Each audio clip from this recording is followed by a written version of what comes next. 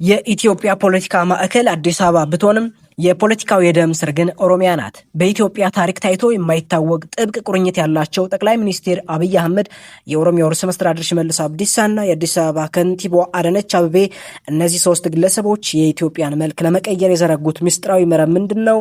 ኦሮሚያን የማበልጸግና አዲስ አበባን የመጠቅለል ስትራቴጂያቸውስ ሀገሪቱን ወዴት እያመራት ነው? ዛሬ እያንዳንዱን ምስጢር በዝርዝር እንፈትሻለን። እናንተም ሰብስክራይብ በማድረግ ጀምራችሁ እስከ መጨረሻው ድረስ አብራችሁን ዝለቁ። የአብይ አህመድ ስልጣን መሰረቱ ኦሮሚያ ነው። ነገር ግን የእሳቸው ልዩ ስልት ኢትዮጵያዊነትን ለዓለምና ለቀረው የሀገሪቱ ክፍል እየሰበኩ በስተጀርባ ግን በታማኝ የኦሮሞ ልጆቻቸው አማካኝነት የክልሉን የበላይነት ማረጋገጥ ነው። አብይ አህመድ ወደ ስልጣን ሲመጡ ቀድሞ የነበረው የኦህዴድ መዋቅር አፍርሰው በራሳቸው ታማኞች ተክተዋል። ሽመልስ እና አዳነች የዚህ አዲስ መዋቅር ቁንጮች መሆናቸው ይታወቃል። አብይ አህመድ ኦሮሚያን የኢኮኖሚ ኃይል ለማድረግ የጀመሩት ምስጢራዊ ፕሮጀክት የስንዴ ልማትና ወታደራዊ ኃይል ነው። ይህ ፕሮጀክት በቢሊዮን የሚቆጠር ገንዘብ ወደ ክልሉ እንዲፈስና ክልሉ በምግብ ራሱን ማስቻልና ወታደራዊ የበላይነትን መያዝ ቀዳሚው መርሃቸው ነው። ለብዙዎች መደመር አንድነት ይመስላል። ነገር ግን በሽመልስና ባዳነች በኩል የሚተገበረው መደመር የኦሮሞን ጥቅም ወደ መሀል ሀገር የማምጣት ስሌት እንደሆነ ይነገራል።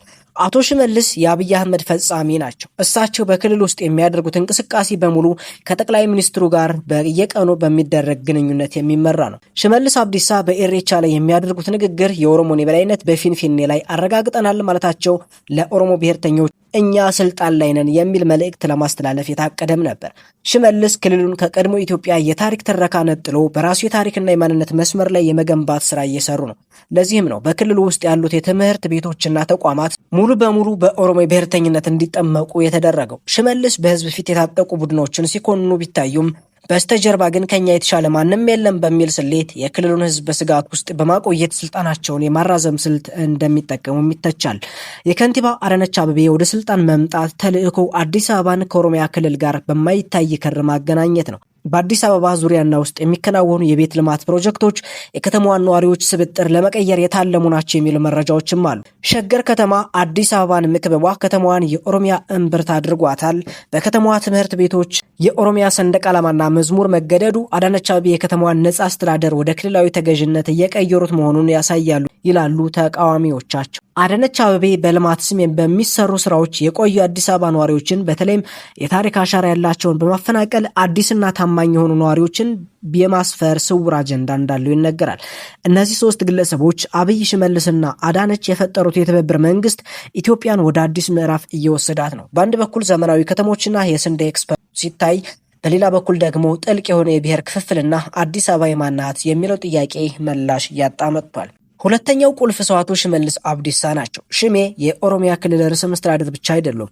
እርሳቸው የብልጽግና ፓርቲ ቁልፍ ስትራቴጂክ ነዳፊና ከጠቅላይ ሚኒስትር አብይ አህመድ ጋር እጅና ጓንት ሆነው የሚሰሩ የቅርብ ሰው ናቸው። ወደ ስልጣን የመጡት በለውጡ ማግስት በቤተ መንግስት የጠቅላይ ሚኒስትሩ ጽህፈት ቤት ኃላፊ ሆነው ካገለገሉ በኋላ ነው። ይህ ቅርርባቸው በክልሉ ላይ ያላቸውን ስልጣን ከማንኛውም የቀድሞ የክልል መሪዎች በላይ ያደርገዋል። አቶ ሽመልስ የኦሮሚያን ፖለቲካ ከመከላከል ወደ ማጥቃት አሸጋግረነዋል ሲሉም በአደባባይ ይናገራሉ።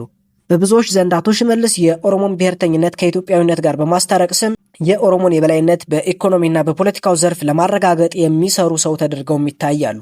በአዲስ አበባ ዙሪያ ያሉትን ከተሞች በማዋሃድ ሸገር ከተማ በሚል መጠሪያ ትልቅ አስተዳደር መመስረታቸው በዋና ከተማዋ ዙሪያ ያለውን የኃይል ሚዛን ለመቀየር የታለመ ትልቅ ፖለቲካዊ እርምጃ እንደሆነ ሳይታለም የተፈታ ሀቅ ነው። ይህ እርምጃ በኢትዮጵያ ፖለቲካ ላይ እስካሁን ድረስ ንትርክ እየፈጠረም ይገኛል። በክልሉ ከሚንቀሳቀሰው የኦሮሞ ነጻነት ሰራዊት ጋር በሚደረጉ ድርድሮች ላይ አቶ ሽመልስ የራሳቸው የሆነ የኋላ ደጅ ግንኙነት እንዳላቸው በተደጋጋሚ ይነገራል። አንዳንዶች መንግስትና አማጽያኑ በአንድ እጃቸው ይጨባበጣሉ፣ በሌላኛው ይዋጋሉ ለሚሉት ትችት ዋነኛው ተዋናይ ሽመልስ ናቸው። በሀገሪቱ ውስጥ ያሉ የመንግስት መዋቅሮችን በታማኝ የብልጽግና ደጋፊዎች ከመሙላት ባሻገር በፌዴራል ተቋማት ውስጥ የኦሮሚያ ተጽዕኖ እንዲጎላ በማድረግ ረገድ ሚስጥራዊ ስራዎችንም ያለመታከት ይሰራሉ።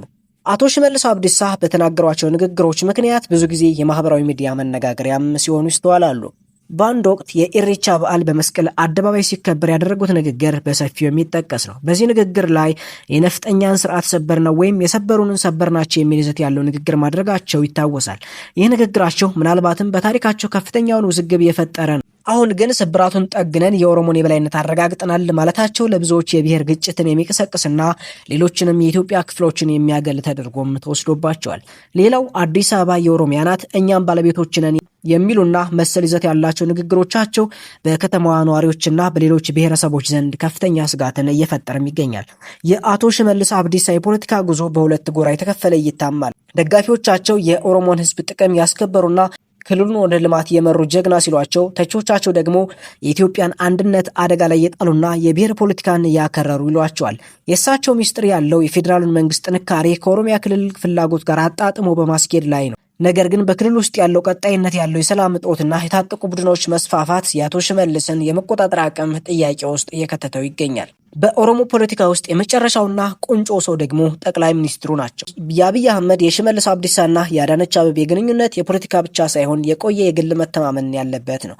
ሁለቱም መሪዎች አብይና ሽመልስ ቀደም ሲል በኢንፎርሜሽን መረብ ደህንነት ኢንሳ ውስጥ አብረው የሰሩ ናቸው። ይህ መዋቅር መረጃን የመቆጣጠርና ስልታዊ እርምጃዎችን የመውሰድ ልምድም ሰጥቷቸዋል። ሽመልስ አብዲሳ የጠቅላይ ሚኒስትሩ የጽህፈት ቤት ኃላፊ ሆነው ሲሰሩ የአብይ አህመድ ቀኝ እጅና ሚስጥረኛም ነበሩ። ወደ ኦሮሚያ ርዕሰ መስተዳድርነት የተላኩት የፌዴራሉን ፍላጎት በክልሉ ለማስፈጸምና የኦሮሚያን የፖለቲካ ሙሉ በሙሉ በአብይ ቁጥጥር ስር ለማድረግ እንደሆነ ይታመናል። ዶክተር አብይ ኦሮሚያን የኢትዮጵያ የኢኮኖሚ ማዕከል የማድረግ ራዕይም አላቸው። ይህንንም ከሽመልስ ጋር በመሆን በተግባር እየቀየሩት ይገኛሉ።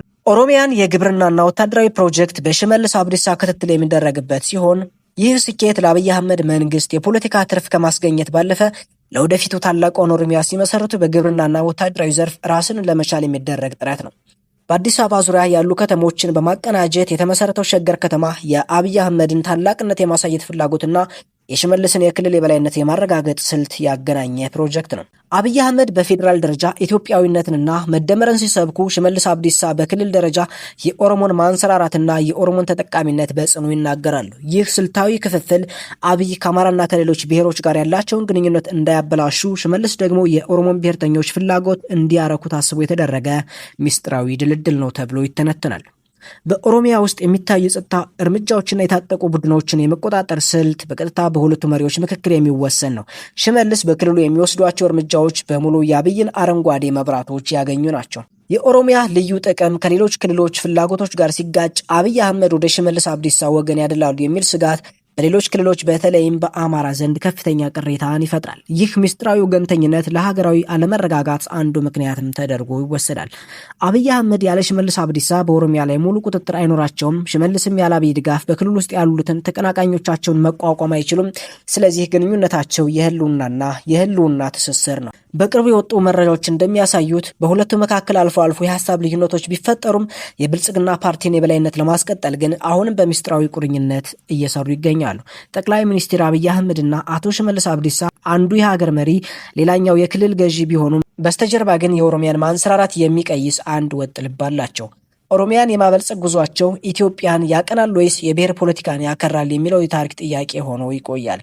እናንተስ የአብይና ሽመልስ ጥምረት ለኢትዮጵያ ምን ፋይዳ አለው ትላላችሁ? ሚስጥራዊ ግንኙነታችሁስ ሀገሪቱን ወዴት እየወሰዳት ነው? አስተያየታችሁን ጻፉልን። ሰብስክራይብ ማድረግ እንዳትረሱ። ሰናይ ጊዜ ይሁንላችሁ።